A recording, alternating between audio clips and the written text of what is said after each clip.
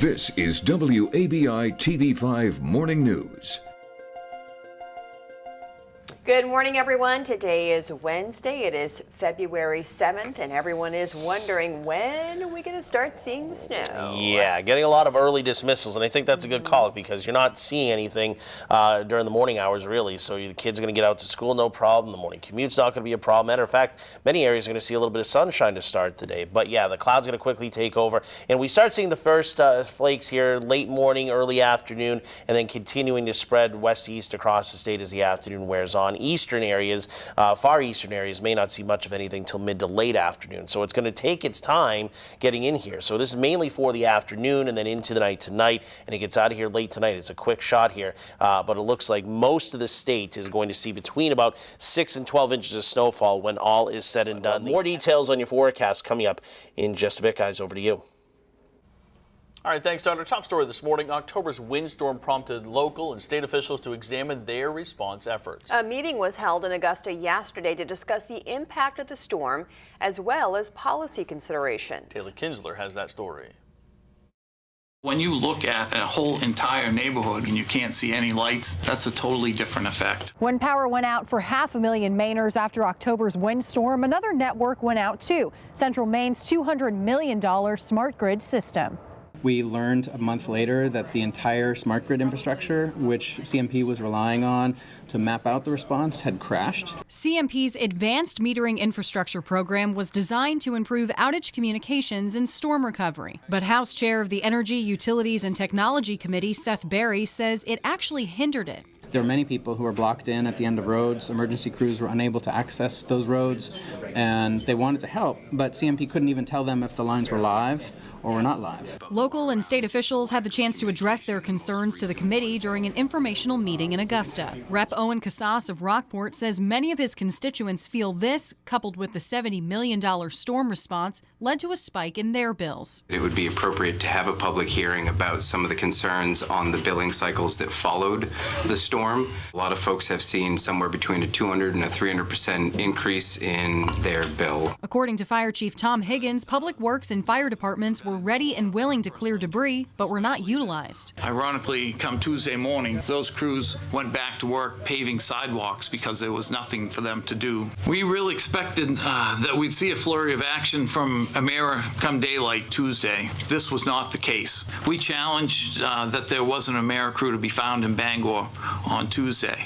We sent crews out looking for crews and did not find crews in the city of Bangor until approximately 5 p.m. A public comment period is now in place. You can submit feedback to Maine Public Utilities Commission. Taylor Kinsler, WABI TV5 News, Augusta.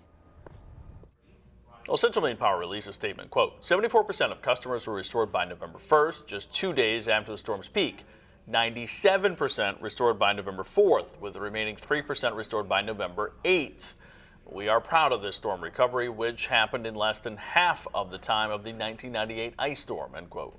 Emera Maine also releasing a statement saying in part, quote, we closely followed our system emergency response plan, enabling us to assess and evaluate damage and deliver on the plan. We agree with many of the remarks about the value of working and coordinating with emergency management agencies. The deadline to apply for a loan for damage from that October windstorm is now less than a month away. The Small Business Administration wants nonprofits to file by March 5th. The loan deadline is for just physical damage for nonprofits caused by the storm and the flooding from October 29th through November 1st of last year. Eligible organizations can borrow up to $2 million to repair or replace damage to destroyed real estate, machinery, equipment, inventory, and other assets. To apply, go to the website on your screen. It's also on our website, disasterloan.sba.gov/ELA. A 6-year-old was sent to a hospital after a crash in Garland. It happened on Dover Road around 10 yesterday morning. According to the Penobscot County Sheriff's Office, the child has minor injuries. Both drivers were uninjured. The crash is under investigation, but authorities say poor road conditions may have factored in. Just try to drive safe. I mean, take it slow. You know, visibility can be very poor. Slush on the roads can cause you to pull to the right or to the left. Just take it nice and slow. And the names of everyone involved in the crash have not been released. A Bangor woman is charged in connection with 2 robberies at 2 convenience stores just hours apart. 38-year-old Michelle Cormier arrested last night. Bangor police were arrested Monday nights. Bangor police were called to Mobile on the Run store on Union Street just after 11:30 Sunday night, and the store on State Street around 5 Monday morning. Cormier is at the Penobscot County Jail. Her bail set at $10,000.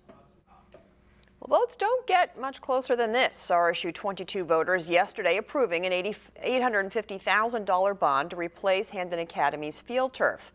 According to Superintendent Rick Lyons, the final tally was 514 yes, 504 no, so just a 10-vote difference. RSU 22 includes the towns of Hampden, Winterport, Newburgh, and Frankfort. Despite the close vote, Lyons says there will not be a recount and they are moving forward. The 14-year-old field surface has deteriorated through the years. It hosted regional and state finals for fall sports and is home to 4 Broncos high school sports as well as many youth programs. A legislative panel voted in support of a bill to keep the Downeast Correctional facility in Machiasport open through the next year. The prison is set to close at the end of June unless funding is approved. The bill now goes on to the House of Representatives for further consideration. A license plate meant to identify EMTs was unveiled in Augusta yesterday. The Emergency Medical Services license plate features a blue border and the EMS symbol. Legislation to create it has been in the works for years. Now it can only be bought by licensed emergency medical technicians. It acts not only as recognition for those in the profession, but also lets the public recognize a paramedic or EMT in an emergency.